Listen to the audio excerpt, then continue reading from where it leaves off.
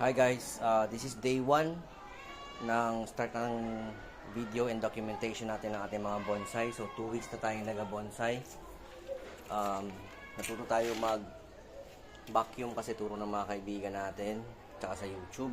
So may iba-iba tayong mga species. Meron tayong tugas, meron tayong hibiscus, bluebell, yan, argao, tugas. So yun lang, tsaka balete.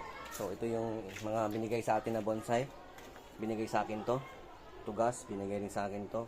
Hibiscus. Ito, bigay rin sa akin to. Sampalok, bigay din. So, 2 weeks pa lang tayo bonsai. Ito naman, mga napulot ko lang. Balete. Ito, binili ko. Kalimutan ko tawag dito. Nasa 3 to. Hindi pa ako marunong mag-wiring. Ito, bigay rin sa akin to ng brad ko. Si Patang. So, nag-bonsai siya. Tapos, ito yung mga wiring ko. Hindi pa ako marunong. So, patak-ataka lang.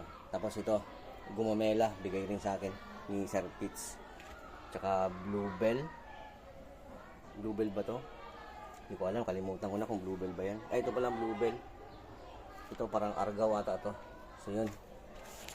Day 1 ng documentation natin, mga tol. Katatapos ko lang mag-vacuum and kahit ano, naglinis na tayo sa area natin dito.